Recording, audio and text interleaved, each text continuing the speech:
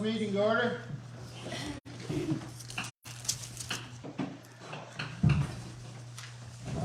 Hello everyone, welcome back Sherry, our most popular attendant.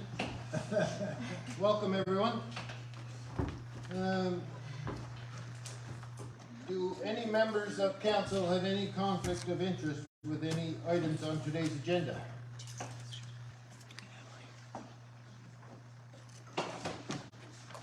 Approval for the agenda. Any other suggested items for today's meeting to be placed on agenda under item 12? I have a couple that came in. One was from Councilor Cochran. Oh, it was? Yes. Okay. I In didn't regards to check. the FCM and the FDI Oh, okay, yeah. attendance. And then we got a request from the public about two items. And I'll briefly speak to those. One is called Dark Sky Reserve, and the other one is a meet and greet. So those are three items for item 12. Catherine has another? Yeah, always. I have an update for the community pantry. And then I think everything else will come up in discussion. Okay.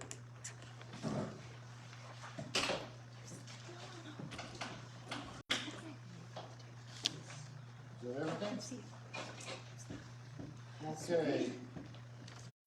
May I have a mover and a seconder to adopt the agenda as presented? Moved by Tricia, seconded by Charlie.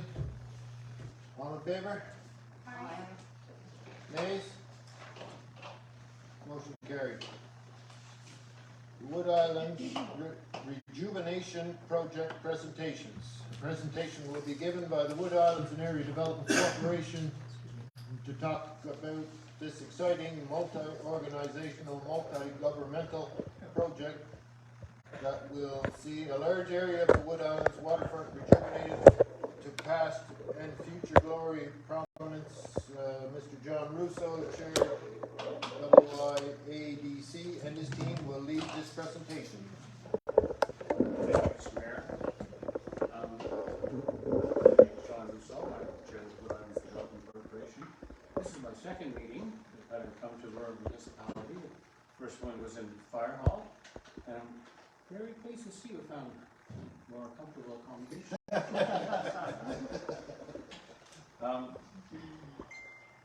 I'd like to introduce our new business manager, Todd St. Clair. Todd has been around this area for many years and immensely capable, and we're very pleased to have him. I'd also like to mention or welcome Mr. Harvey Soller. He is our strategic plan consultant and a ex officio board member. And Harvey will present. And we're short of time. I could talk lots more about these gentlemen, but Bob has a stopwatch on, so Harvey has the floor. He does. Thanks for that. So, yeah, your worship, councilors, and Bob, great to be back here. I can't remember how many times I've done this presentation that you were present, Bob, already have the councilors for, but we were doing this presentation back to back to departments and political interests as soon as it was done. It was a year ago, just beyond a year ago. So I haven't done this presentation in quite a while, but because of the time frame, this has been shrunk. Lucky you, down from about 125 slides to about 25. So you're getting the Mach 5 version of this. In light of that, we're going to make sure that this is able to be sent to all the councilors. The full presentation will be sent via PDF to Todd, I think, in the next couple of days. If anybody would like to see it, they can watch it. The full-blown version at home. Yeah, if you can send me the deck, I'll put it up on our website as well. Great, and we're going to do the same, I think, with the website. We'll just discuss that. So we really begin with the fact that was discovered in our process early on. Now, what is Wood Islands, really? Wood Islands is really, when you look at it, it's the microcosm of what everybody expects when they decide to visit the island. You've got the ferry, the harbor, the lighthouse, the fishing wharf, the red cliffs, beach, rolling seaside landscape. And unlike Borden's fabricated entry, this is sort of a little dig that's there. This one feels like the genuine PDI that Canadians and international visitors have in their minds. So we did not stretch the truth in framing that sentence. that is actually exactly what we were faced with when we came here to start to do revitalization. So what are the customers, who are the customers and what do they really want? So the customers, we've broken them down here. This is not a technical, who is the customer, the way that they would look on the ledger at PEI Tourism from their exit surveys and so forth. But in simple language, we're talking about we want to serve the needs of locals, arrivers, those are people arriving in Nova Scotia and other parts of the world, departers, people who are leaving, what we call the PEI Classic Touring Vacationer. That, the PEI Classic Touring Vacationer is not different than the Maritime Classic Touring Vacationer, and that's been the rock bed in the 70-80 percentile of who's been coming to Atlantic Canada more than 2 or 3 generations. And it really hasn't changed other than in certain demographics and interests and so forth like that. But that's the rock bed. The other one that's quite large, and surprisingly forms about 34% of the people who visit the island. Some of them are mixed into the Classic Touring Vacationer, but it's visiting friends and relatives, which I'm sure you've all experienced. You know, people come to visit you and say, what am I going to do with these people while they're here? It's part of the annual ritual, right? And then escorted. Escorted is the fancy word for motor coach and other small groups such as people on the cruise ships and otherwise the buses that typically go around here. So one of the things we looked at right off the top was what is Wood Islands, again, apart from that beautiful sentence at the beginning in terms of the qualities of the place. What we came to terms with is that when people think about Wood Islands generally, they have this sort of, well, that's the ferry, or that's the terminal, or it's just the Wood Islands ferry. There's no really strong relationship in most people's minds, because they don't live here like you do in this area, as to what truly Wood Islands is all about, right? So we decided early on that this point of reference doesn't really captivate or lure people, and it doesn't really invoke much curiosity in the way that, say, places like Victoria by the Sea, or Victoria Row, or the North Rustico Seawalk, the Surrey Beach Gateway Park, Halifax Historic Properties, San Diego Riverwalk, and we could travel around the world with places that do evoke curiosity and have great products and experiences. So what we did was started with a brand situation to say, how do we create a new level of fascination and interest, and then build around that with the products, services, and experiences that are in demand in today's market. So one of the things we did early on is that the room you're in is still called Cloudways Hall, right? But this whole center area is called Cloudways, this whole market area. And we felt, without having necessarily to do research, is that was probably a confusing idea to most people. And we wanted to take it and put it in a context of what's really going on this site. So we've got services such as the liquor store, we've got retail, we've got food. So we decided to encapsulate that under the new brand, Wood Islands Market. And so that everywhere that we talk about the destination area here in a global sense, whether it's on the website, which is now under redevelopment, or whether it's on these new symbol boards that you see coming and going from the site, which the province put up last year, these are the words that they're acting on. We've got new signage at the entryway here. You can see there's a new liquor store sign. There will be additional signage, to put on the liquor store to emblemize one of the things I'm going to show in a second. But the biggest twist that we encountered was trying to come to terms with, well, what is this place down here that is going to land in the sea? And this aspect of taking it for granted, that, oh, that's the ferry, or that's the terminal, has no relationship, in our view, and I think the committee and all the people that we presented this to, we did this exhaustively, we presented these ideas. I forget how many meetings right now, and we had more or less a unanimous embracing of this concept, is that what's going on down here is that this is a heritage seashore in at least 2 respects. One is the nature that's there, and the untapped familiarity that people can have with that site in all of its dimensions. But the other part of the heritage seashore is the cultural attributes. There's all these stories. So we started doing the work here, we ran into this tsunami of amazing stories that the world knows nothing about. So we need to bring all these things together, both the nature and the heritage and the cultural side, and find ways to impart that information to people by literally creating new infrastructure, but also new experiences. So the new brand, Wood Islands Heritage Seashore, immerse yourself in both coastal nature and culture. Pending, and John's and the board have been working on this for several months now, is the creation of a new trail right from here, right down to the ferry terminal. And the exact path of that is not exactly done, cut and engineered yet, but It will be called the Saltwater Trail, which is a little bit reminiscent of Mary Bruce's book, Saltwater Road, I think. And so we think that this is going to be a great asset as part of the trail system in the province, and the whole active transportation situation that the province is really, really supportive of. So that's in process. Saltwater shop is what I alluded to a minute ago. There'll be some additional signage probably on the liquor store building, because the interior of that building, not just the liquor store, it's called the commissary before, and we think we can do a lot better in terms of creating a more attractive brand and more attractive products in there that are emblematic of this concept. So the people on the board and volunteers that are working on the recreation of the retail side of the liquor store beyond the alcohol side. So that's the package of the right brand resurgence that we've been working on. And you will see in the weeks to come, you're going to see the new large symbol boards for the Heritage Seashore. They're going to pop up here before the season hits. Province is in the process of doing this right now, and they'll have about 8 to 10 different symbols on those signs, as well as the market ones that you see right now. So then we get into destination development, and this is where it's sort of cheating the presentation by me doing it so quickly in 15 minutes or so, because this slide here is accompanied by over 20 other slides which get into the weeds and the details about what is really going on in the planning. But suffice to say that we set aside zones. So we've got a conservation zone on the east side. I can't even read that word on the yellow from the specific brightness of the bulb. Can you see that, Ashley? Can't see that now. No, I can't. Anyway, that's the Sorry. The cultural zone, I think is what it Yeah, it says. says cultural zone. Cultural Okay. zone. Okay, thank you. That's the cultural zone, and that's where people will spend most of their time on the site. Then we've got the tidal pool, we've got the lighthouse space, and then we've got these points both over by the Steels and at the east point where we need to bring people to safely, and people in the distance and so forth, to the seashore and so forth.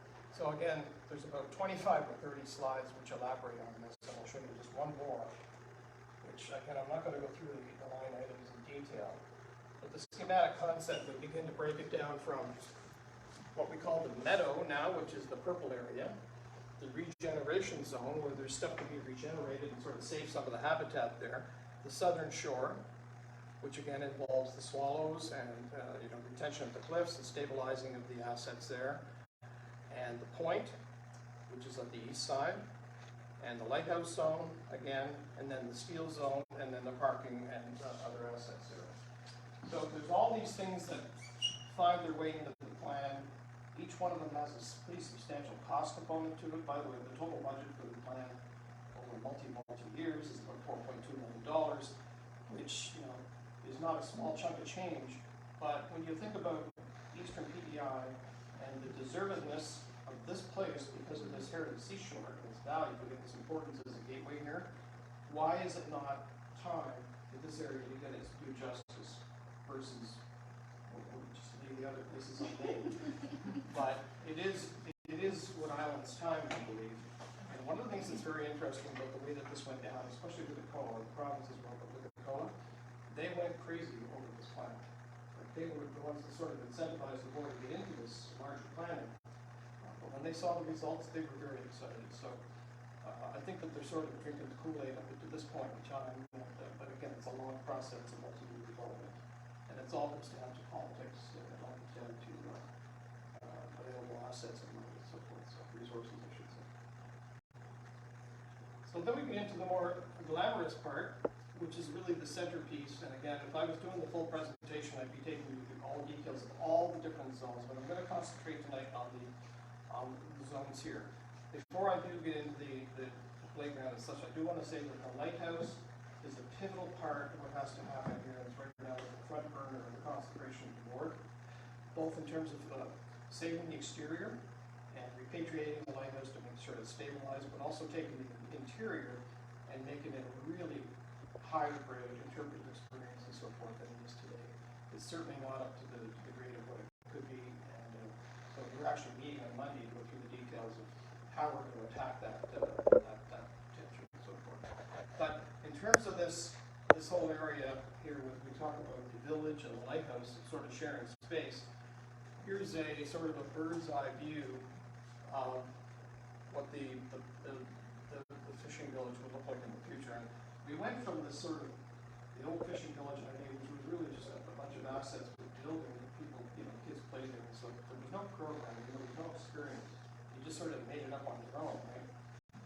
We know in tourism today, you can't leave it to people to make it up on their own. You need to deliver them into an environment and provide them with entertainment and expose them to the nature and the culture in ways that we know we can generate jobs and money. Now, I'm going to show you 5 movies at the end of this, so I'll take you through these areas here. So I'll just give you a sort of relative snapshot of what the infrastructure would look like.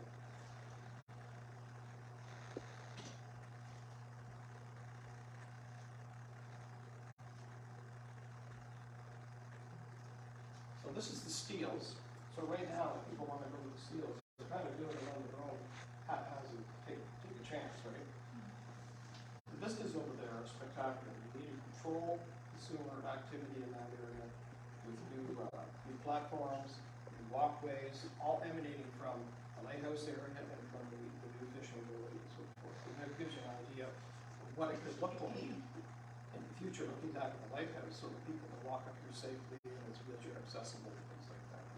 You're also seeing a lot of stone in place there in terms of repatriating the shore, which is one of the key facets of this deal. In fact, I think the COA has said unless there was repatriation of the shoreline, there would never be any money flowing. So both that and the swallows are 2 key benchmark issues in terms of nature and science. So. But on the east side, my favorite little story, I don't know if John, whether you even tell me this story, but you've been on the board here for the Development Corporation for how long? Well, I've been on the island 50 years. Right. And the first time he walked into the end of the point was on a freezing cold winter day last a year ago, February. Because Dan Glenn, who's my partner on this project, the one who made us go out there, and I'm talking, it was the coldest day of the year. And we were up to here in snow, but Dan takes no prisoners, Dan goes wherever he needs to go. But we had to go with him, of course. And that was your first time out there, all your time here. Yep. And what's out there? Who else has been out there? You have. What's out there is spectacular. I mean, it's just spectacular in its simplicity, right? But we need to find a way to get people out there so we're not intruding on the nature of the environment and so forth. So there will be a form of pathway out there, whether it's going to be crushed rock or whether it be a boardwalk to be determined and so forth. But this is one of the great surprises in the mountains, right?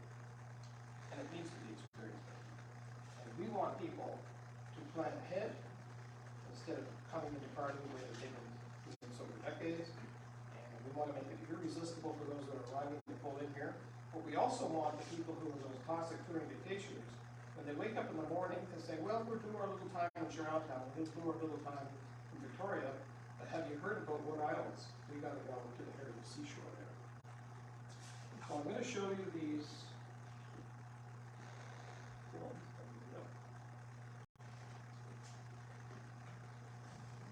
So these are just designed to sort of take you through in a virtual way in terms of what it would look like if everything turned out perfectly.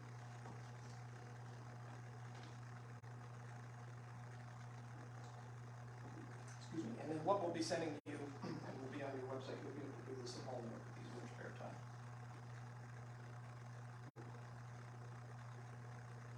So you can see that the playgrounds are not like the playground that you would find in Sherwood. These are playgrounds that are emblematic of the lifestyle here and the culture, which is the fishery and so forth. So that's what we need to do, is bring the culture of this community into every facet of this property. You get the postcard in there?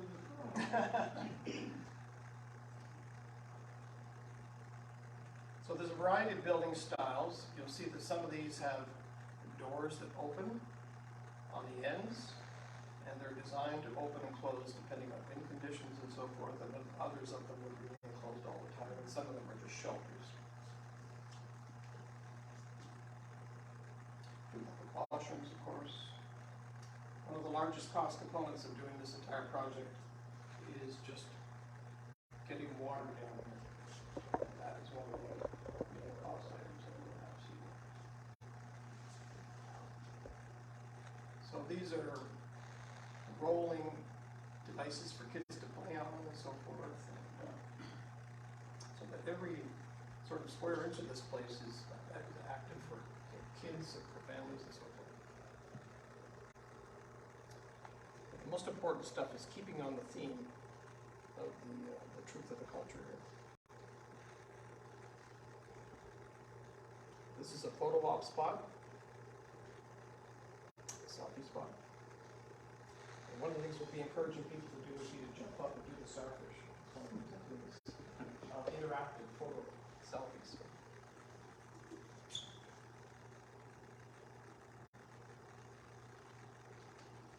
More.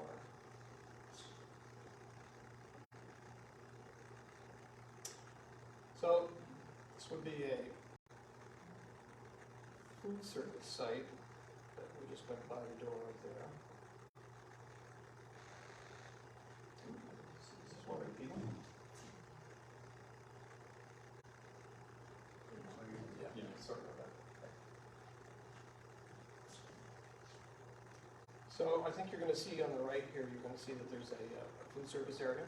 Again, a different type of playground. So we've got 2 or 3 levels of playgrounds. One of them close to the concert area where you saw a stage, where you will see a stage, so that little kids can play nearby while their parents are enjoying the show and so forth. And then there's larger playgrounds for overage children. These poor people never seem to get any better. Just keep trying. Stationary bicycles, that's what we got.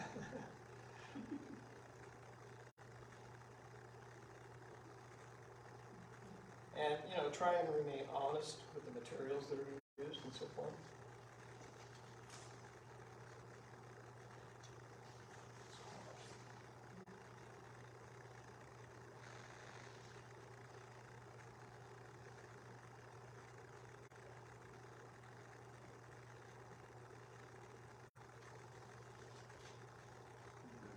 Is this anyone again?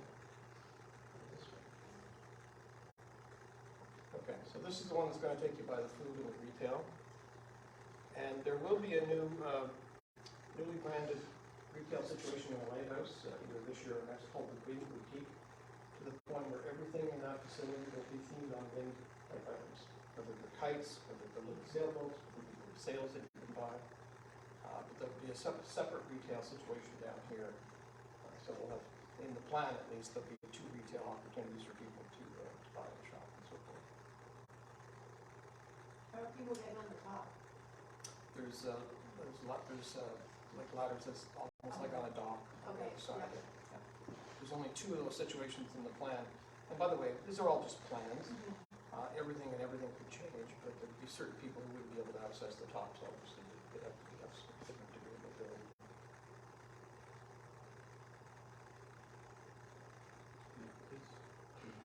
Here's someone again to repeat. There's one that goes up the wall.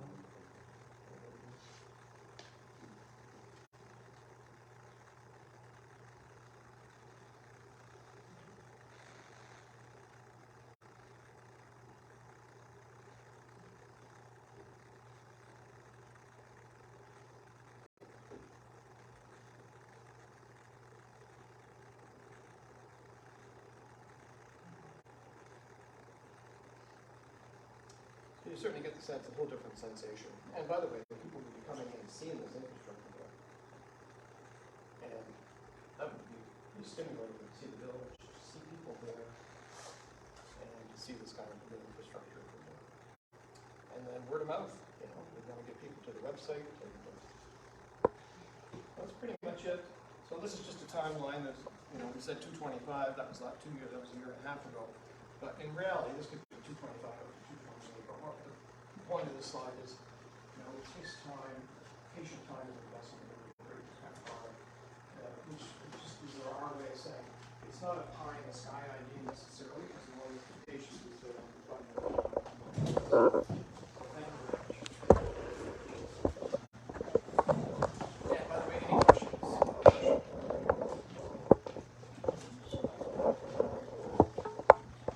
So you're concentrating on the tree. Well, no, we're concentrating on 5 or 6 different customers, the core of which though would be the classic vacation island that are in their car. 95% of the people that go to VDI are on some kind of rubber tire apparatus, whether it's their car, whether it's a car they rented at the airport, or whether they're on a motor coach or motorcycle, so or RVs. And that's all of those people belong in that catchment of the classic touring vacationer. So what they typically have been doing for 2 or 3 generations circuitous routes. Charlottetown, Cavendish, a little bit up west is growing and a little down east is growing, but not to the degree that we want to invest here, so that people say, you have to go there, and to do it fairly abruptly, and to do it and market it well, and make it, this is really key, put the province in a position where they have no choice but to market Wood Islands as a destination area. Because right now, you're not on the radar, other than as that ferry traffic thing, as opposed to something that really has the new shiny point for the province that they have to market you.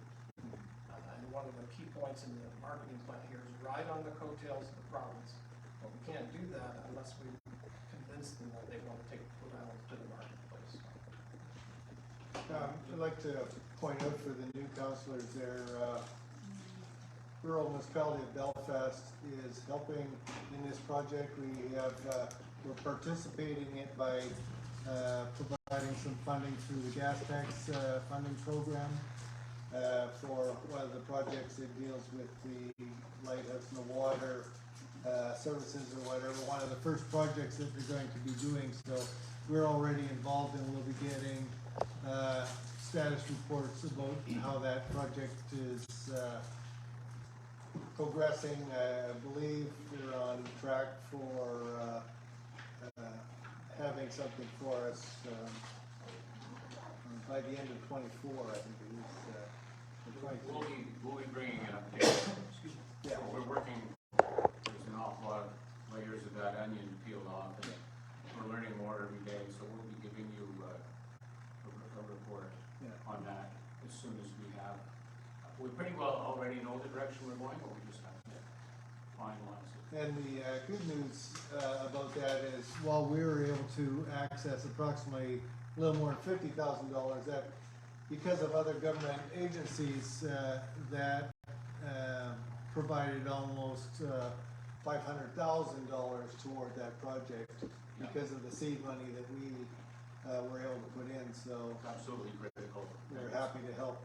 Yeah, very much appreciated. And I'd like to answer Jim's next question about tourism. The reality is that everything with PEI has to be looked at through tourism lens. Guys are the biggest industry. However, they're only here for a certain time of the year.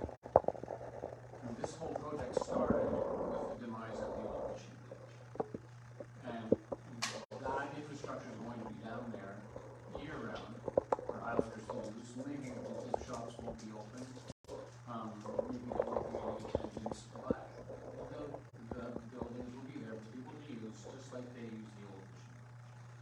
So this was something that we had a steering committee, and they understood that the fishing village was the way it was not really a tourist destination. It was a place where every local person knew about, every kid growing up knew about that. So that's how we got started.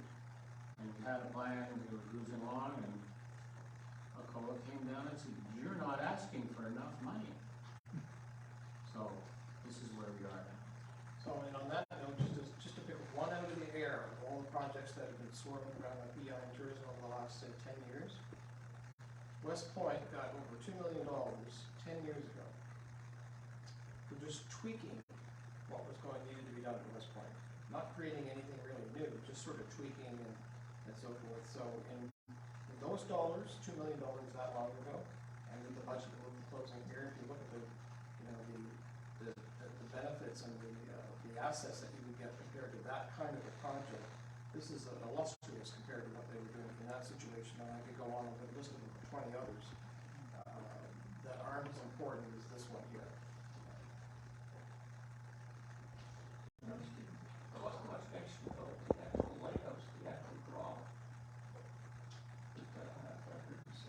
That's only because I had 15 minutes, Jim. I'm like 20 slides on the lighthouse in the presentation that you're going to see, and we talked about it a lot. And it's the first project here.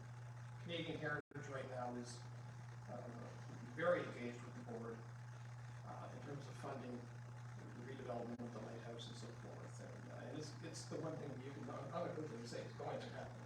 Well, it is. They seem to be the draw compared to the province. Absolutely. Which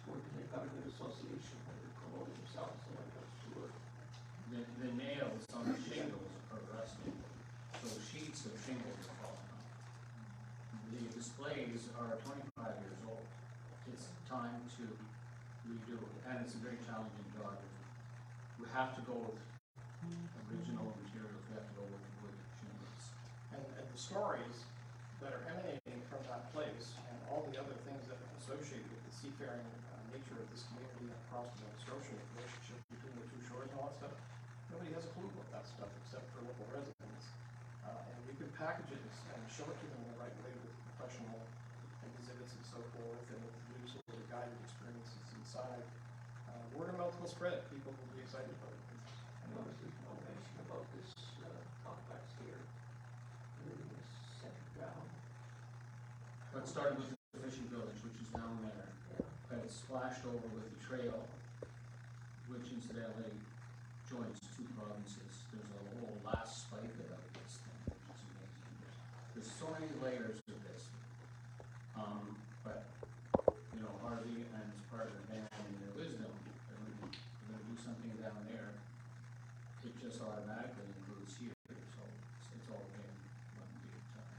That's why, at the very moment that we were talking to the province about getting new signage, you know, for getting people in here, the reconfiguration of the whole signage, because people were getting the signage information coming in by the time they'd already made their decision they were going.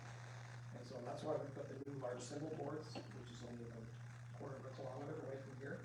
And then it's strategically positioned as you're leaving the ferry that they can't miss that sign. And they can't miss the new overhead sign that says Wood Isles Market. So it's just a repeated factor of Wood Isles Market, Wood Isles Market. This is not going to kind of cannibalize it. This place here to be more than an eating restaurant here. There's a shop downstairs. That becomes the destination. And that's going to sort of decimate this. Well, You have no best out there. No, there's one at the Just the end. information center. When there's a There's a big candy shop store. in the steak factory, they have some gifts and Yeah. stuff like that. There's two. There's a restaurant here, and then there's another restaurant down at the water. that's the best scenario for Wood Isles Market and the Wood Isles Seashore is that there is more food and retail here and more food and retail down there, because the only way to build tourism is by clustering many of those like products together. So These restaurants that we have will be operating whatever concession we have now. We're not putting into competition. We want to partner. You know, this lady over here has a restaurant. It's okay. I came to your presentation last year, and it was great, and I like the short version or the long version? the longer version has a lot of stuff that's, yeah, definitely. Sorry. No, I was very happy with it last year, very excited. I have a year-round small business, just down the road. An idea of bringing more tourists and more people year-round year that are from other areas of the province is great. When we moved here a few years ago, and trying to do some research on Wood Islands, it was very minimal. You know, and then when we vacation, we put back at vacation pictures over the years of leaving on the ferry, and there's a fishing village, but until we came to the presentation, we didn't really know that really existed, because you're in the rush to get to the ferry, to get on the ferry, to go. And not knowing that very unique area was there was a disappointment. And so I think bringing this to this area will be an incredible opportunity. Well, and one thing that you could ask every islander on the street in Charlottetown and Stockton Cove and ask them a survey question, and a lot of them would have the answer to some of the questions you might ask. But if you ask them about that fishing village, it's so iconic that everybody has some relationship or familiarity to it, right? And I'm talking about people from all over the island, because we were talking to people incessantly about this. Everybody remembers something about that fishing village. And that's the biggest reason we stayed true to it in its core design and repatriation, instead of creating some new model, you know. It was really well done, how you incorporated the fishing village, the boats into the woodwork, and yeah, so great. I'm excited about it.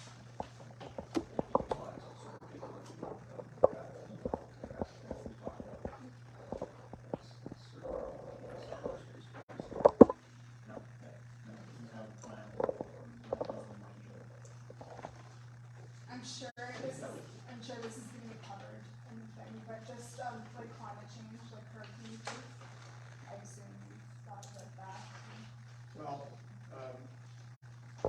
of the stuff that's in here relative to configurations, shore, and aesthetic spots and things like that are on page one. I'm not so sure that climate change was really page one, but we are working right now with a guy named Dr. Daniel Scott, who's the environmental chair of the University of Waterloo. So I'm working more and more with him. I've introduced him to a COA, so that the work that's going to be done hopefully more and more on the island through the Climate Change Center of St. Peter's and to people like Dr. Scott, is that we'll be bringing his thinking into this project, probably starting as early as Monday when we start our planning. I'm just thinking open structures. Yes. I have a farm, so I know all about it. But yeah. So I've been involved in lots of tech projects, so that's, trying to reduce the open store. Yeah, what, I do a open store. Doability? Yeah, doability. Yeah. There's some things are a lot easier to do than others. Yeah. Sometimes you have to build a quality method. And rather than start it, we feel to sell it. I get involved with the color, I'm trying to know that we, not that it's yes, but at the end of the day, Well, we we wouldn't be here without them. Yeah. That's the thing, is they fooled us, we didn't fool them. Because all we wanted to do as a board is rebuild the ship. They took it and, you know, put it on more. But the thing is, Wood Island is the second largest entry port, 475,000 people. And, you know, any other project from anywhere, would love to have those numbers.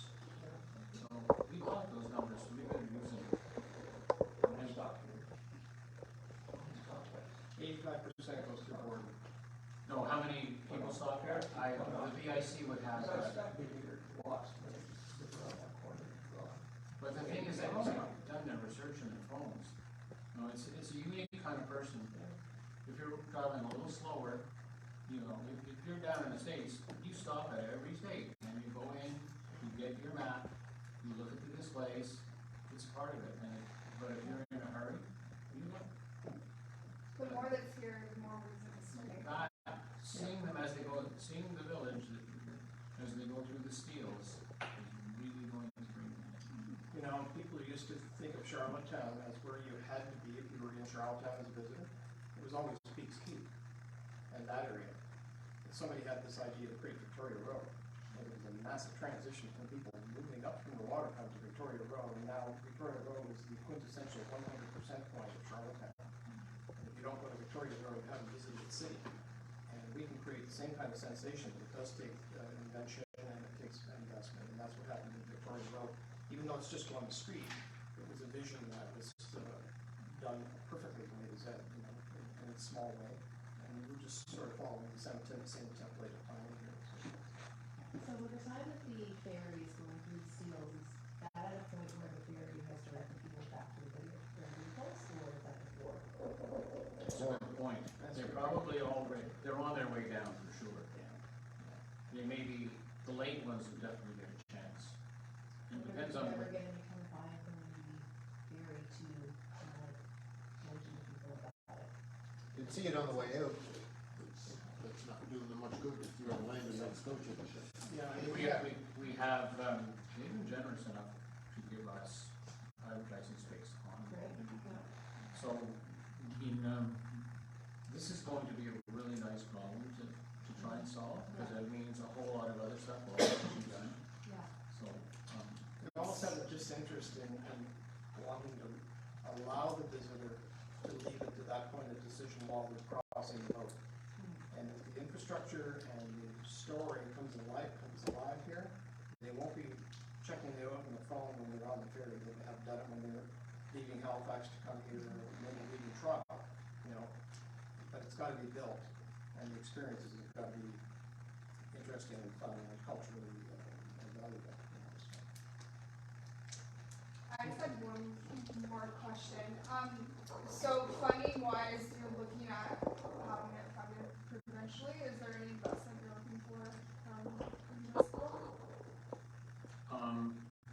Like long term? I'm gonna say yes. Isn't that the right answer?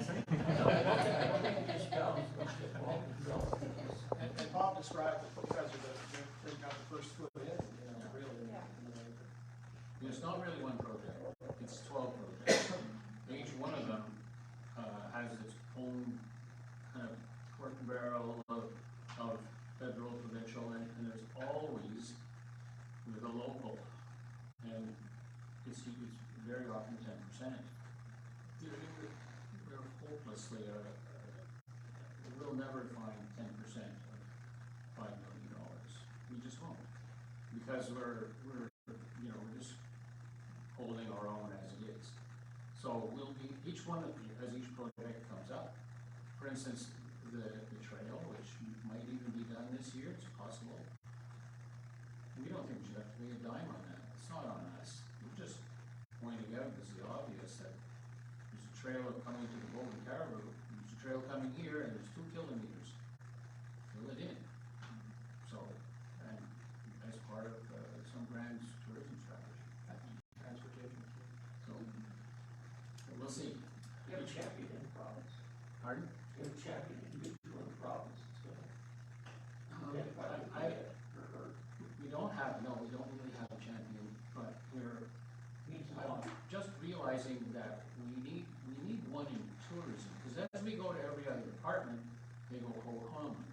But if we had a champion in tourism, who stands to benefit the most, they would emphasize, they would be kind of a side attack on this. Important. Yeah. Identify that individual.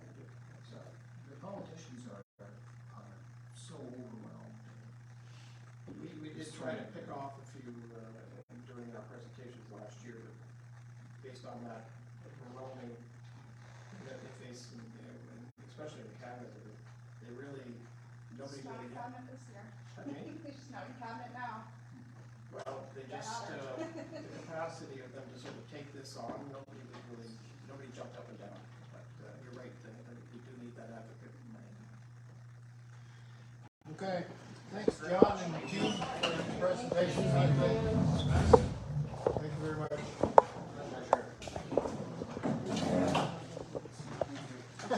Harvey, we look forward to getting that deck and then I'll put it on the website. Yeah, Tom will probably get it to you, I'll get it to Todd, we'll get it up to you. Yes, thank you. Okay, is there item D on that? Yes, A and B, can B? Oh, no, we don't have anybody. Okay, unless Sherry wants to say something. Sherry, Would you like to have a public presentation? Well, I do have. come on up to the table. Come on down, Sherry. I wanted to share that we have, Belfast Watershed Group has a presentation tomorrow evening here at the Wood Islands Market for, understanding invasive species. And, we're doing that in partnership with the PEI Invasive Species Council. So we invite everyone to come out. It's at 7 o'clock. Thank you. Thank you. Thank you, Sherry. Will that be live streamed? We hadn't planned on it, unless like somebody was experienced, like. Wanted to give it a try. Yeah, But we let's had- talk about it. We could talk about it. Yeah. It's possible. You said 7 PM tomorrow night? I don't know who's coming. We didn't put a registration on it, so. 7 It's open PM, to the Sherry? public. The time again? 7 PM. I'm hoping it's live stream because I've got. I know, I've got work tomorrow too. How's that be? that bamboo shoreline. Well, we're trying to battle Japanese knotweed, which is abandoned. Thanks, Sherry. Thank you. Candy. Kit Kat bar. Okay, adaptation, adoption, excuse me, of the March 2023 council meeting minutes, previously distributed, all changes incorporated. May I have a mover and a seconder to approve the minutes of the March 22nd, 2023 council meeting as presented?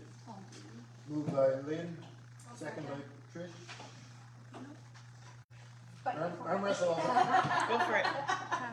All in favor? No, actually, it can't be Catherine, cause she wasn't, Oh, I wasn't there. Oh, you weren't there. Well, Right. I wasn't there Rub it either. oh, in. no, but she wasn't on council Oh, Yeah. at that time. Trish gets the second. So, You win the wrestle and that's. yeah, Trish That's wins. an easy arm wrestle. Yeah, I really want to see an arm wrestling match. Okay. All in favor? Aye. Nays? Motion carried. Okay, business arising from the March 22, 2023 council meeting minutes. For the 2023-2024 community grants, the payments to recipients have already started. For this cycle and as per the new program criteria, recipients not only receive congratulations and that other big word, letter from the mayor, What is that word? Indemnification? what he said, along with, he did that purpose, along with the auditor's funding acknowledgement letter, recipients will also receive a request and sample summary report to template so they can provide RMB with a summary of how their funding was used. 2023 tax certificates as the approval of the 2023-2024 RMB budget and financial plan. RMB has submitted the 2023 tax certificate into the Department of Finance to confirm a 0% tax increase for the 2023-2024 fiscal year. Approved for the 2023-2024 budget and financial plan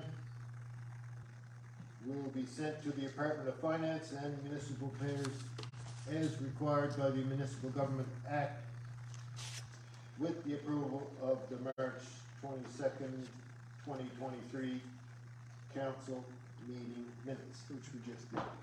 Whew. Official leave for Councillor Catherine Bryson is now over. Welcome back. With the official results for the recent provincial election now confirmed, the official leave for Councillor Bryson came to an end on April the 3rd, 2023. Councillor Bryson was reinstated to Council RMB as of April 4th, 23. Welcome back, Councillor Bryson. Connect Park boat launch. CAO continues to follow up on the conditions of the boat launch, and we're still waiting to hear back from the province. And we want to wish our CAO, Bob Brooks, elated happy birthday. I have one question regarding 7A. Can you just remind me, did we just say if they don't provide us with the summary that they just wouldn't be eligible next year? Correct. So, basically, what was added this year, and as part of the congratulations letter from Garth, it talks about, congratulations. It's also, talks about insurance indemnification, but it also talks the new, requirement that was set out this year, and that each recipient must provide a summary results report on how the money was spent.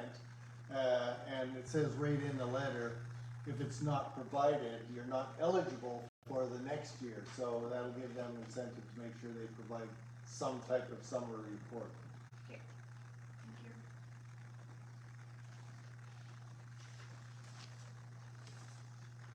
Any other questions?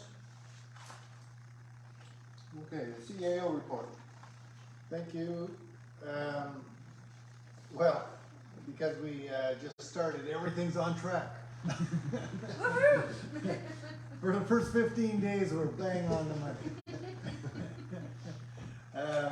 So it does talk about the balances that are in the account, and as you can see on B, the checking account, that's where the community grants come from. And the community grants are designed to be put out so that our cash flow can handle that throughout the year. So that's in a healthy position. And with the 23-24 budget and financial plan now approved, I'm currently working with the auditor on our year end. So basically we'll have everything to the auditor so they can start the year end by about May 5th or 6th after we get the May bank statement from the bank. So that'll keep me busy for the month. Anyway, unless anybody has any questions, financial, we're sitting quite healthy, as you know, we just passed.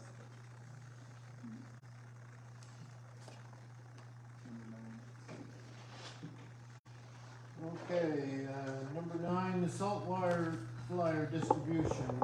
Ashley Feschuk's presentation. All right, so a few months ago, our office made contact with Saltwire after several residents wanted to stop receiving their flyers. Subsequently, a non-delivery list was made by our office, which included only people who wanted their flyers to be stopped. The delivery stopped. In the process of the follow-up with the non-delivery folks, I had over a dozen people let me know that their delivery had stopped altogether, and these were people that actually wanted their flyers. So, again, I followed up with our contact at Saltwire, and I was able to get a number for residents to call with their concerns. So that worked out well. We are in talks with Saltwire around the idea, like I mentioned before, of having flyer trees placed at various locations around the community, but nothing's been confirmed yet. I should have another update maybe for the next meeting, I'm hoping. So that's where that is. Thank you, Ashley. You're welcome. I have more to say. Locations for these. I'm not sure yet. It's still in discussion, but once I have more information, I'll be able to let you know. Maybe we should let them know where we'd like them. Well, if you have certain places that you would like to see them, you can let me know and I can pass that along to them. That would be an idea. Down here, that's these locations that are very public. Sure, if you make a list and email it to me, I can forward it. Yeah, as a matter of fact, that goes for all of council. If there's a location you think would be good, I mean, we have some of our own ideas of where would be good, but Ashley can create a list if everybody Sure. sends us an idea of where you think it should, one would be good to have, and then we'll send it off to Saltwater. I guess we also have to worry about like if there's flyers left over, like who's gonna deal with that. So like that's added. And that's what they're negotiating about how it's gonna work. Yeah. I wonder if it might not be a bad idea to put something on the Facebook page, or rural municipality page, to tell them that you can get flyers online, but like flip.ca, that's where we get ours. That's a good And, idea. you've got every flyer known to man is on there. And you can set your preferences for just the ones here for Edward Island that are, and it saves a lot of paper. People are getting so literate with these phones in their computers nowadays that it's, sure it gets rid of a lot of paper. But those flyers are awful good fire starters. Yes. Well, we used them for it. Wood stove, Lighter litter furnace. box. Yes. It was a hard winter. It's burning all the kids' crops. For grocery bags. ZFLIPP.ca. Yeah, are you done about cereal? Thanks, Jim. Yeah. Okay. Yeah? Yeah. Any other questions? Okay, Facebook live streaming trial presented by Ashley Feschuk. Still talking. So I created a handout for you guys about our Facebook page. So as it stands right now, we went from 0 to 566 followers. Our audience is primarily female, 72%. You thought it was because of Garth? Yeah. a live stream. Stop, you're embarrassing me. Blushing. I know. We provide entertainment live. Yes, too. Color on Bob's shirt. The live stream's always fun, right? It's always good. So, with each post that we create out of our office, we reach approximately 1,300 people.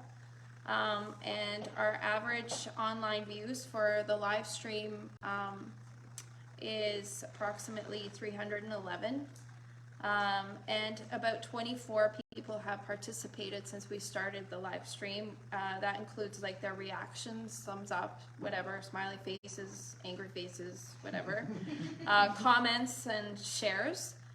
So that's good. I did get some feedback about the live stream, which you can read there.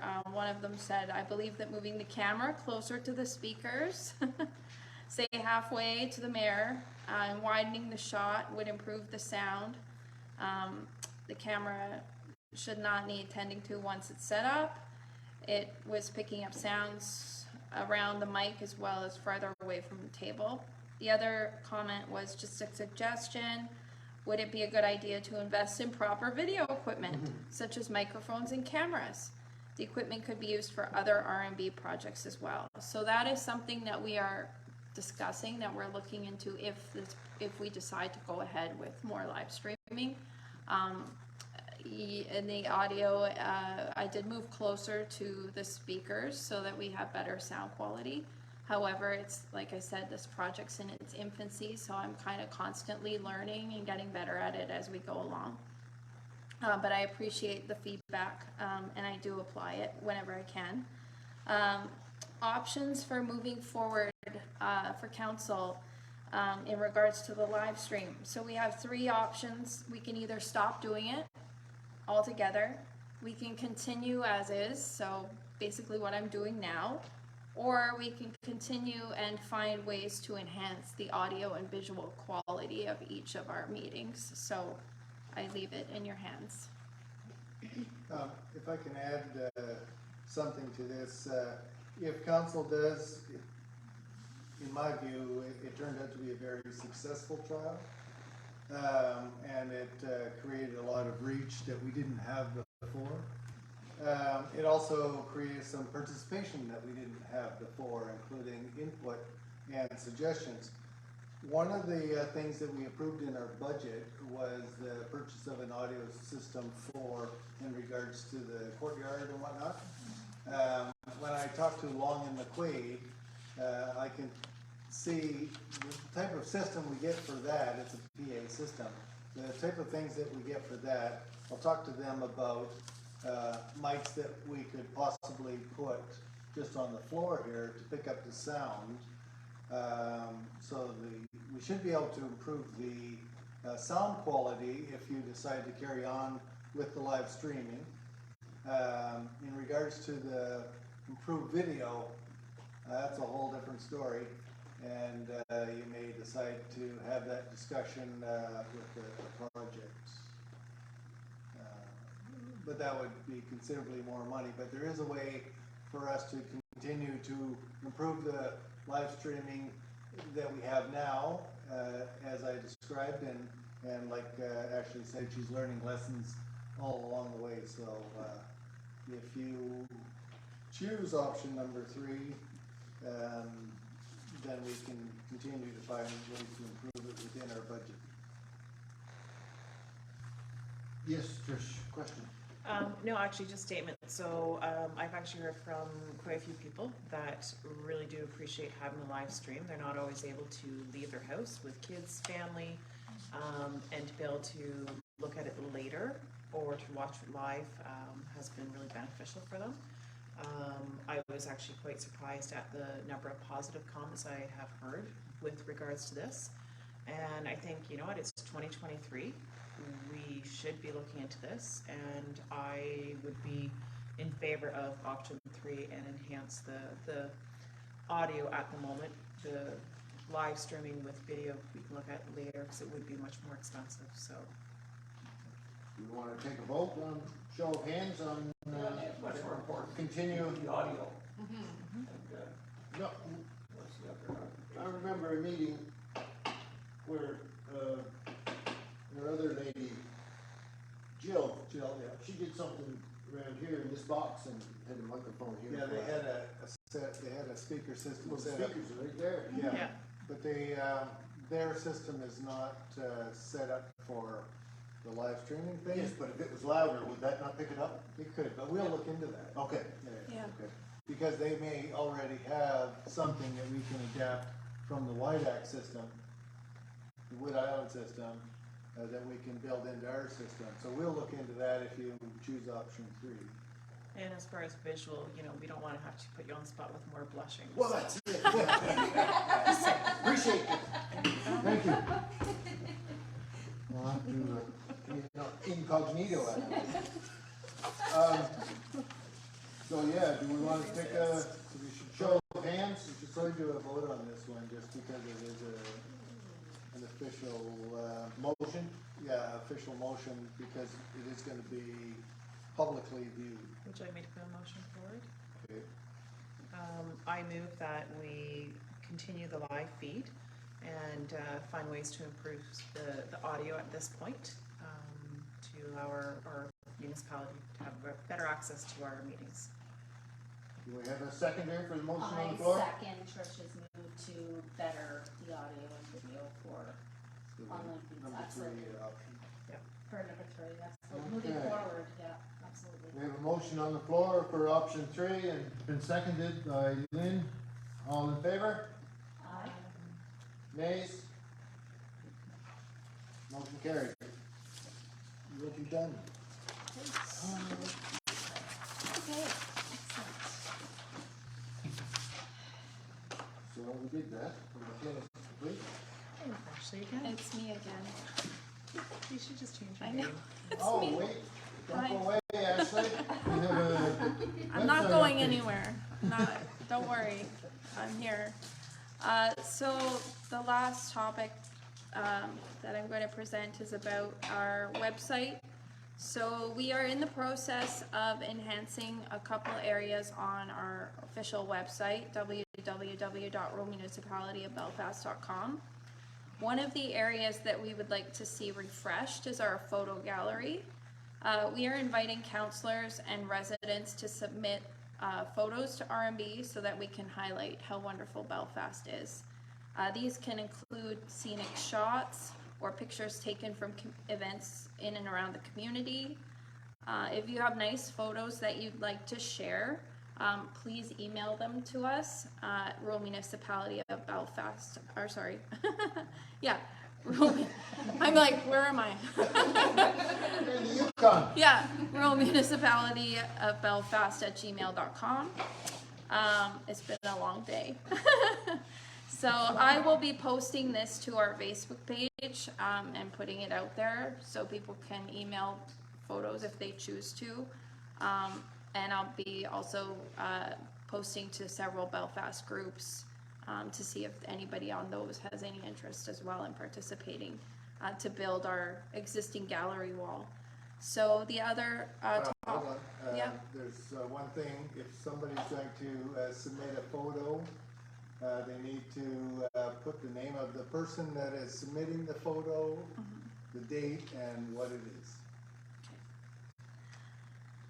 So one maybe kind of add on to that is you might be able to leverage if there was, say, not that I'm advocating more work, but if say we had like an Instagram page, you could have like a tag, and then you get visitors who are also tagging it. Instagram, it's yeah, that's something I was thinking about bringing up at some Good point. idea.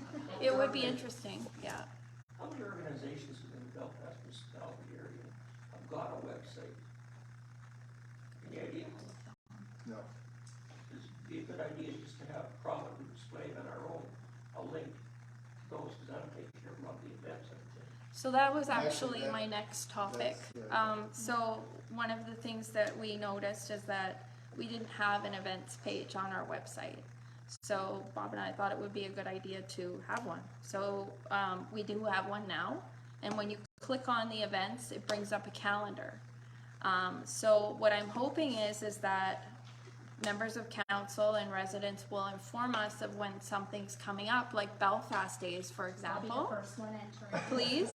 And then what I'll do is I'll update the website regularly, so that we can see what's going on and what's happening, and everyone can stay on. Is this events page up and running now? Well, the event, yes, but I don't have anything listed there yet, so I'm asking for some. Dues is loose, Tuesday nights. I'll See? send it when I get Send, home. send it to, $7,000. send it to me by email, and I can just send them all off on Fridays, right? And to Jim's point, when you send in the event, if you know of a link to that event, like the Belfast Days, if you have a website link, Yeah. include that, and then we'll put that in the website event as well. Yeah. It's early stages now, Yeah. but yeah. It wouldn't even have to be an event page, it would just have to be listed prominently at the, on our own road municipality website. Well, it is under our, Yeah, I think he's thinking beyond just the events and just like the local businesses. right. And- Oh, so like a directory. Yeah. Is that what you mean? Like a business directory on our Well, I'm page? thinking more of a community organization, like I think it's Bob, and its own website. Right. And the Belfast Community Government Corporation got one, I don't know. There's a highly representative Bob right there. You have 1, 2, 3, 4 events to go on your calendar. You have a website, Great. you guys have a website of your own? We're Sherry? using this Facebook and Instagram. I'm working on the website. Here's his Instagram again. What is this? What is this witchcraft you speak of? Why do I feel like Instagram's in my near future? No, it can't be actually. Because when you can't go on Facebook, you can also Great. post at the same time. I know. It's just an extra step for us to have to do it. Is But to it's figure already out like done. a hashtag, Yes, Captain. so. So I have a lot for this. And I'll send you an email, actually, maybe. Okay. For the events page? No, not for the events page, but for the website in general. Oh. So like, being a genealogist, I spent a lot of time on council websites kind of throughout the world. And so there's a lot of things that we could do. Okay. I just want to say one thing. Yeah. Is our website is managed externally. So I did not build it. All I do is basically whenever there is maintenance to be done on it, I have a point of contact. And that's how the website is run right now. How is that, like, build? Is it like did every change cost something? That's a Yeah, Bob so question. that's what I was gonna mention. So there's no problem doing improvements and additions, but as Ashley said, we're not doing it in-house, we contract it out. So the more elaborate you make the website, the more expensive it's gonna be. And we did just do an increase in the budget to gather what we're doing now, because we were already getting more than what we were paying for before. So now we're putting an amount in the budget. However, that doesn't mean that they won't be able to do these things. So you just have to continually find ways to improve your budget, but recognize that there's going to be a cost to continually increasing it. What's So the I business think- that manages that? I guess maybe Who is that? Technomedia. What is it? Technomedia. Anyway, you were saying, Kathy? Like a lot of my things, like, were things I was gonna bring up at the strategic meeting. That's why I'm not gonna bring it all up tonight. But I guess something that I've noticed just from like the other rural municipalities is, if, like, just more community engagement. So if we decided to add something, say like the website, like if we could have like a committee and kind of engage the community and kind of, because there are a lot of resources, like I think that was a comment actually on one of the live streams that was in regards to the strategic meeting, like why are we contracting out, like we have a lot of resources already in our area.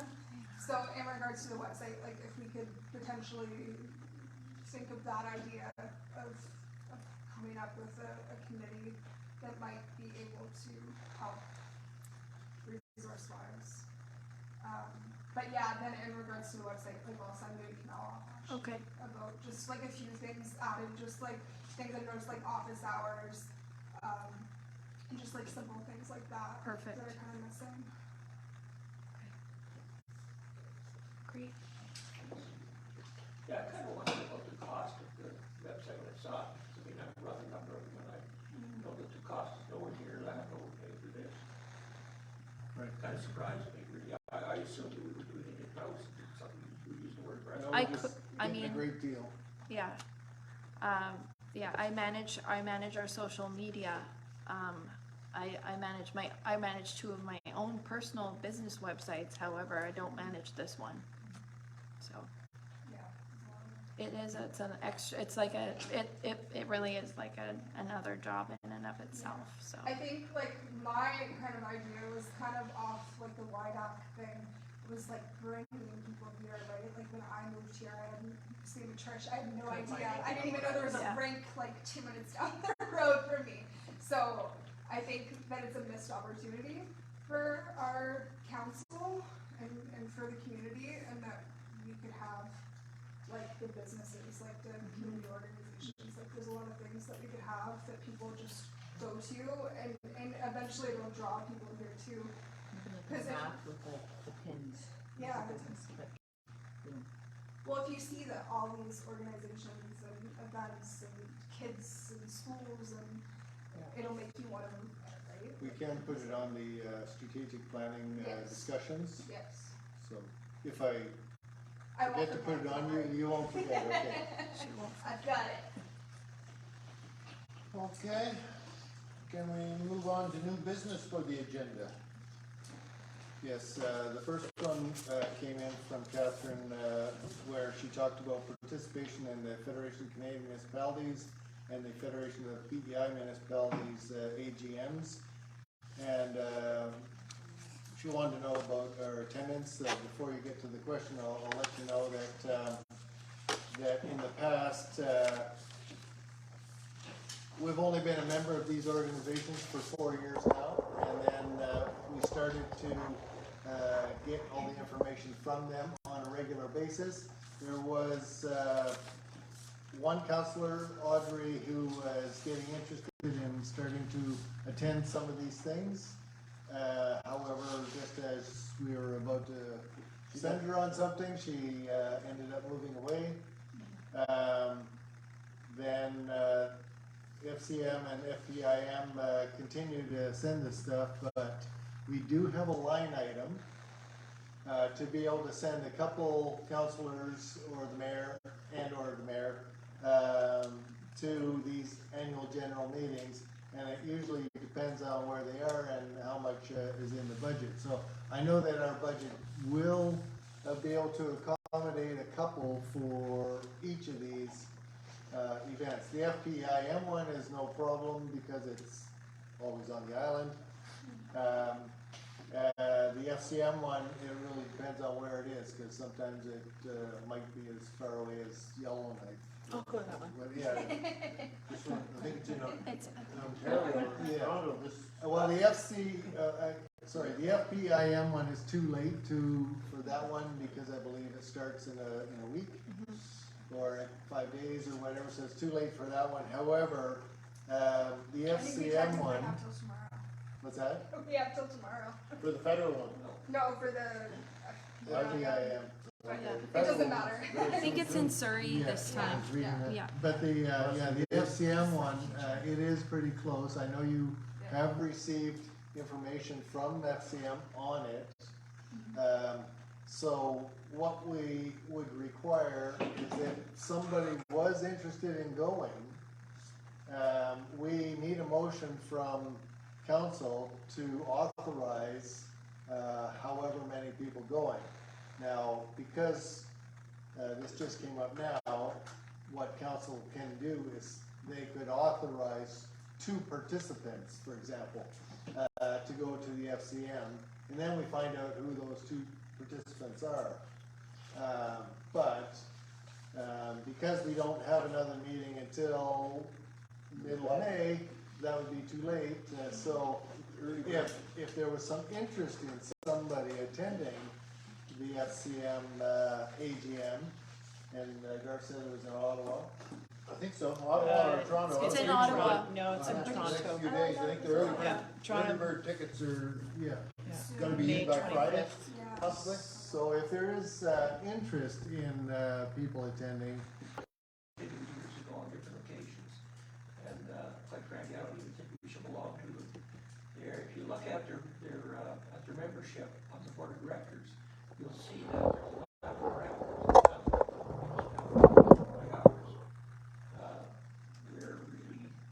We really don't have anything to say to them. And their representation comes from Charlottetown, Summerside, from the larger municipalities. If you tell me anything, that the rural municipalities of the PEI Federation municipalities have ever brought forward that has got anything to do with us. yes, And I'd really like to hear about it. okay, because I can update that. The information that you said was correct. And I say was because that was what was happening with the FBIM. Recently, in the last couple of years, what they did is they specifically locked off representation. They want representation from rural municipalities. They want a certain number of seats for that. They small, medium, and large, and they continually.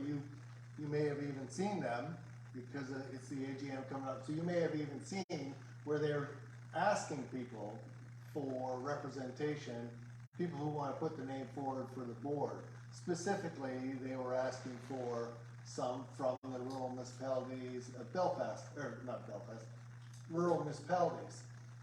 Now, at the AGM that's happening on the 24th, they'll be talking about who those representatives are, and they will be bringing forward the rural issues and the mid-community issues, and then the large community issues.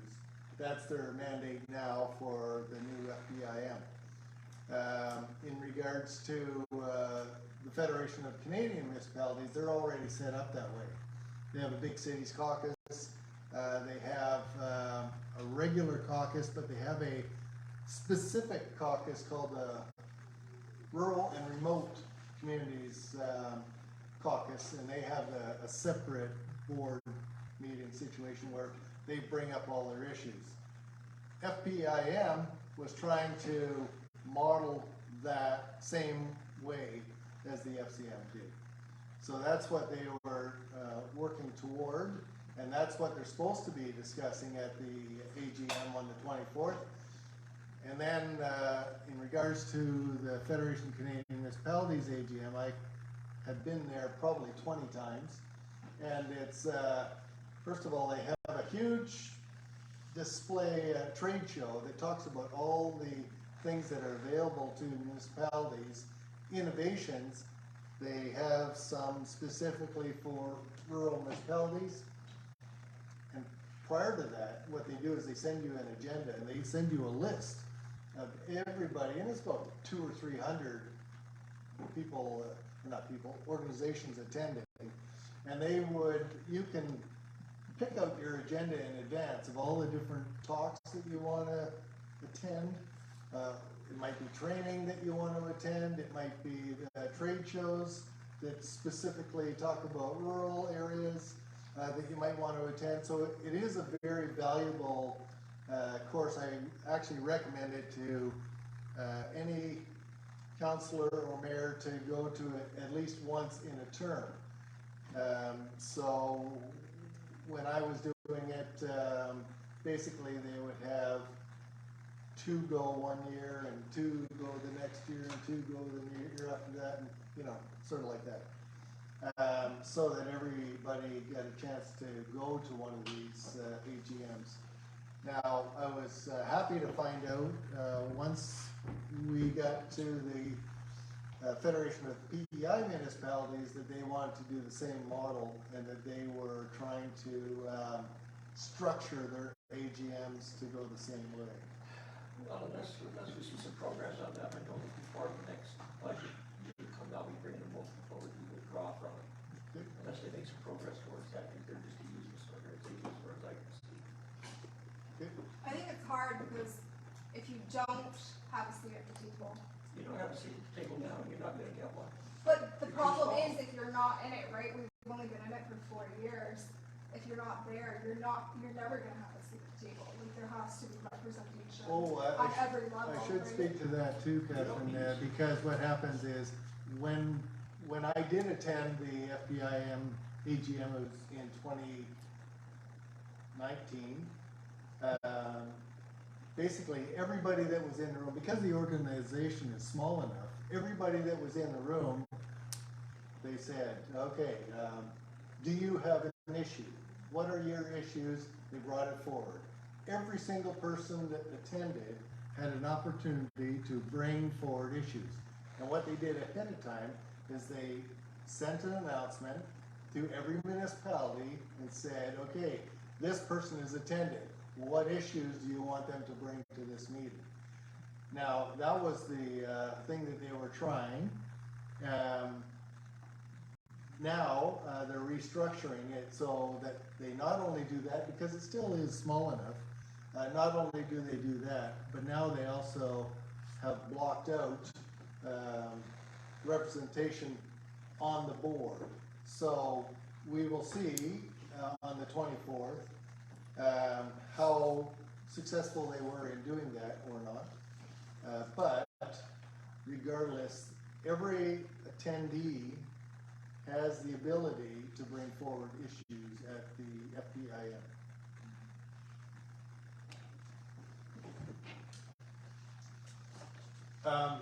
But to the question earlier, was there anybody that thought they might look into participating in the FCM?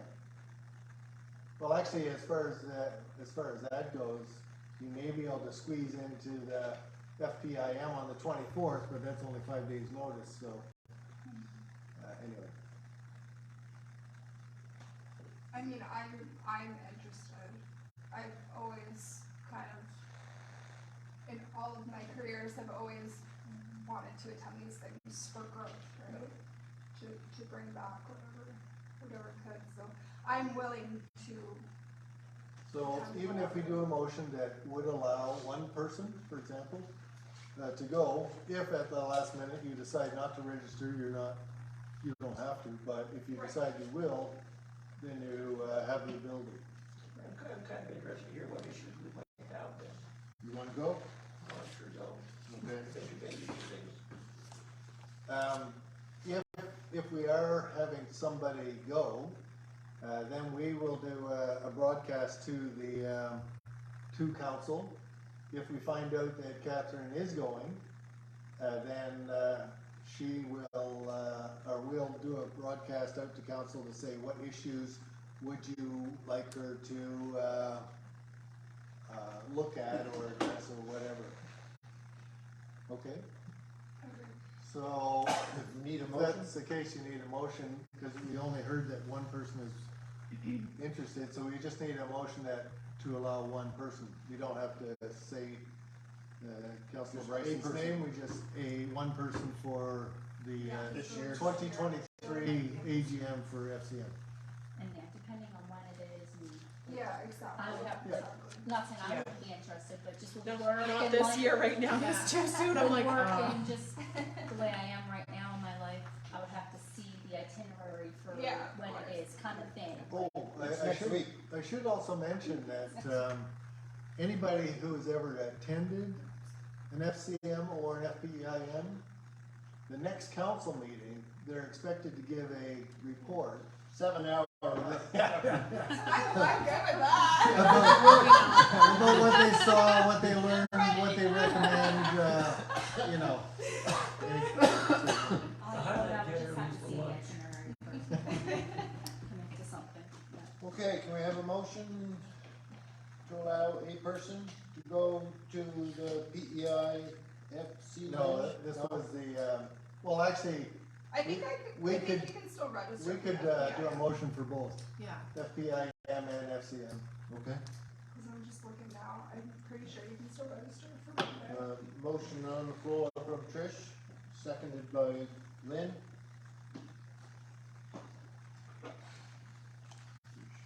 Did you include the federal or the that's Yes. Federation of Canadian Send Municipalities. anybody up to Ottawa for that. Federation of Canadian Municipalities. Where's it held? Ottawa, This year's Toronto. Toronto. It's Toronto. It's in Toronto. Yeah, of course. And we did budget for, I'm available for Monday, so like I can. we do did that. budget for, well, for two, to go, so. Well, I can see sending somebody to the PEI one. I would go to Crown. Did you wanna do that in two separate motions then? I think so, Okay, because it would cost, it would be thousands to send somebody, it would be thousands, yes. to send somebody up to Ottawa or Toronto or something. And so, just so everyone knows, the registration, we are members, correct? Yes. Yes. So the registration for the PI one is 90 plus HST.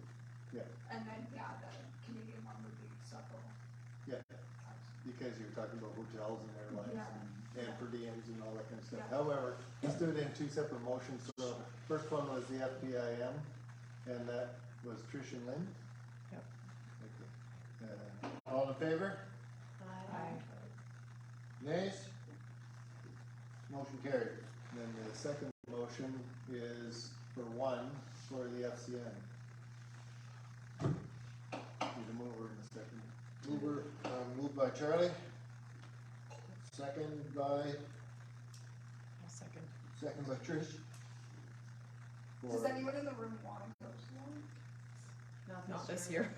What's the date for it? May 25th to 28th. Let's see.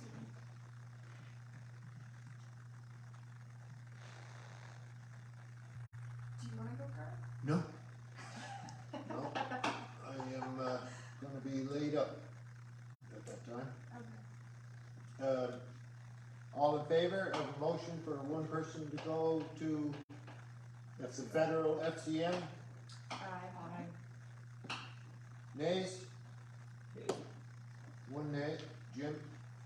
Motion carried. Okay. Is there anything else under new business? Yeah, there was, two items that were brought up. One was in regards to, here, let me just grab it.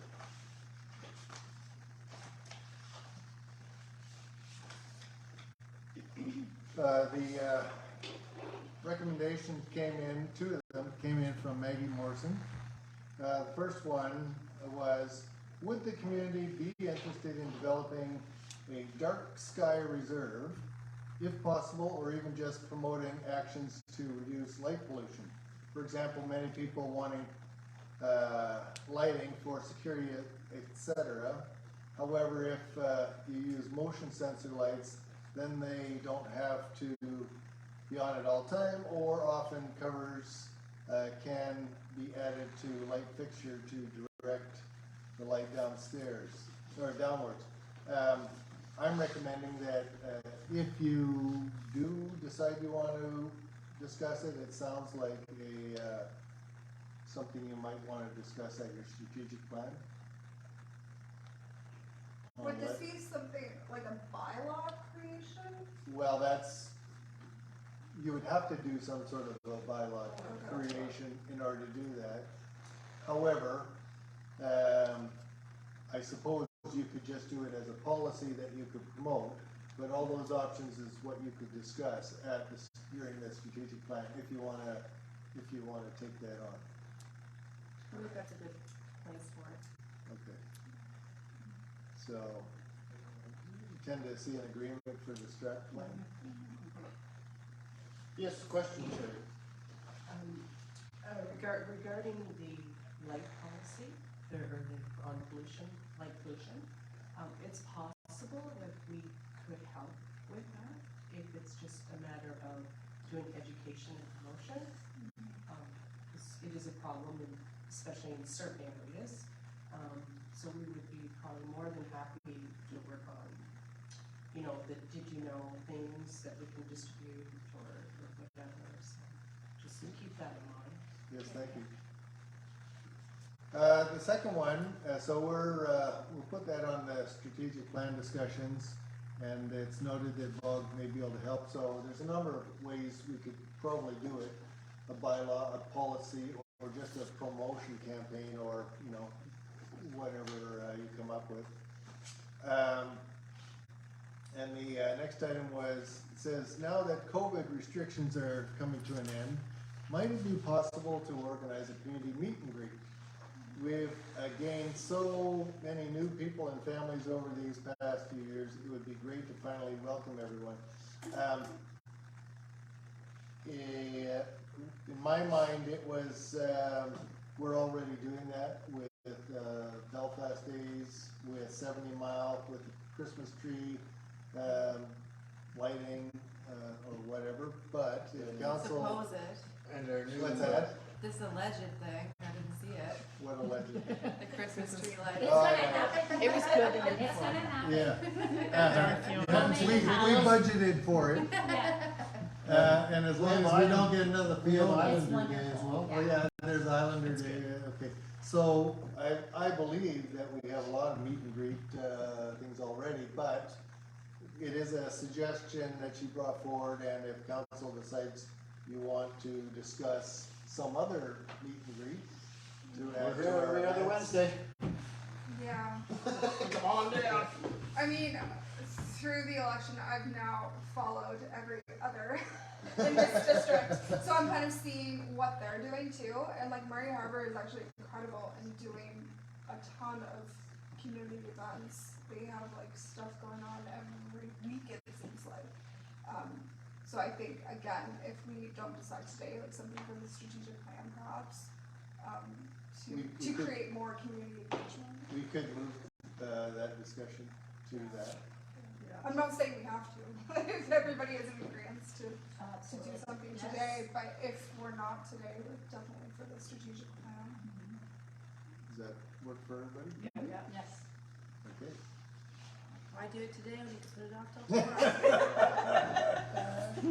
The strategic plan. Sounds like the voice of wisdom. Charlie's got my vote. That's all I have, and the next one we had was community pantry. Oh, community pantry, we have a representative for that? Yes, I'm Catherine. back. Hi. Yeah. Okay, so I unofficially attended, well, I guess I attended just as a general public. I wasn't able to stay for the whole thing because I had another meeting I had to jump onto, but the gist of it is from the first meeting, which was 2 months later, to this meeting, the pantry has seen increased use, kind of no surprise. There's now kind of a general like 20 families, individuals that are using it on a regular basis, and then there's some that are popping in, but it's definitely being used on a daily basis now. There's been no known like abuse of the pantry or any hoarding situations, anything like that. They have received now all of their provincial food security initiative funding, and they're working towards improving the electrical in it, because I know the lighting was an issue. Also with getting a proper heating source put in there. And then also the building was originally just kind of plopped in place, but now it's going to stay there in its current location. So this spring slash summer, so they're going to be doing a lot of work to secure it to the ground and put proper posts and make sure it's hurricane proof.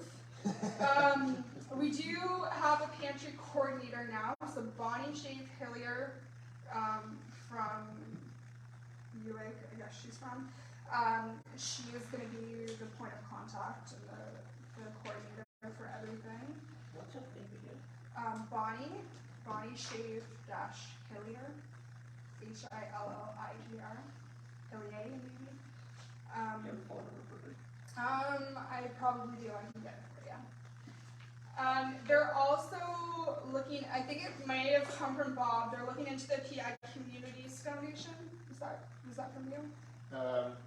It was the Charlottetown Rotary Club. Okay, said they might have an avenue for them to apply on. okay, And I'm just confirming that with them now, but it may be too late already, but. okay, okay. But there was also, something they were looking to funnel cash donations. Oh, Was okay, that what- and that, something that Bog actually did. So in order for the organization to be able to give out tax receipts, they partnered with the Community Foundation. And the Community Foundation basically is the overarching body that accepts donation on behalf of, in this case, Bog or Community Pantry. And then at some point, Community Foundation would call them and say, okay, do we have any money donated? And somebody say, oh yeah, we got $1,000. And they say, could you send it? And they will. And then at that point, they would go through the municipality, and the municipality would then give it to you because they need an official body to be able to be the flow through. And the rural municipality of Belfast is that body. So I think they only take a 5% commission off of that, but it allows anybody who wants to make a donation to the Community Pantry to get an official tax receipt that they can put on their taxes. And that way you also get a funding ability with an organization that has the infrastructure to do all the bookkeeping. So they're looking into that to see if they can start doing that. Otherwise, they've just been posting like on their social media pages when things are getting low, and people have been generous to stock it back up when it is low. I know I had brought up what's it called, adopting a month or something along those lines. They did say that you could do part months, so I don't know where that communication strayed. There are a couple organizations that are sharing months. So right now they only have busy months left in July, August, and December. So I don't know if we're interested in adopting a month or not, but I said I would bring it up. I can tell you a couple things that the rural municipality of Belfast is doing. On our website, when we put out the agenda, we posted this notice, and I believe a similar notice on Facebook about the meeting, that people could bring anybody attending the meeting at the council, that we would put it in a box and donate it to the community pantry. But we then expanded that so that anybody coming into the office could also drop some there, and then we would bring it to this meeting and provide it to you. And for this meeting, we have a box full of donated food for the community pantry. So the plan was to continue to do that on a daily, monthly basis, and it's promoted through our website and also our Facebook site. And soon to be our Instagram. Yeah, right. And then I guess everything else, like comments that I received from people, and like saying that you would be willing to take donations. Yes. Fellow. Yes. I did mention that to them as well. Perfect. So I don't kind of out of my hands. I know, but I have it up. I assume I have it up in the post story. something. Yeah, that's okay. I kind of recommended that perhaps we get together with the other community pantries across the island, and have a big group discussion, because everybody's kind of having the same questions and comments, and everything's kind of in its infancy states all over the province. So hopefully, food insecurity is getting to be an issue. it is. And like I said, so they still have the little camera. It's like a little trail camera that just to record how many people are coming and going, and like there is an increase, and I think they'll continue to be an increase. Absolutely, especially now, like more awareness and I'm yeah, proud that, valued. I'm proud that our municipality is supporting this, Yeah, because it's important. yeah, it really is, so, we're doing good things. Yeah, absolutely. Yeah. Okay, is that all for new business? I just Oh, wanna yes. say that Belfast Days is June 23rd, 24th, and 25th. Ooh. Details coming soon, exciting details coming soon. Not just details, but Oh, exciting like- details. Above and beyond details, yeah. I'm very excited for this year. Yeah, so you're gonna send us Yes. for our events Yeah. calendar? I just can't yet, because I'm still waiting for some, Confirmations. yes, Good but idea. I'm very excited for what's on the agenda this year. Okay, our next meeting for council will be scheduled for Wednesday, May the 17th, 2023 at 7 PM in the new upstairs hall at the Wood Islands Market. RMB strategic planning session to be announced May, June. This session will be open to the public. It will take place at the Wood Islands Market. Resumption of Resumption of RMB official plan and development bylaw discussions to be announced, July, August to December. These sessions will be open to the public and will take place at the Wood Islands Market. And if there is no further business, I'll turn the meeting over to Charlie. 8:41, we're done. Yes. You call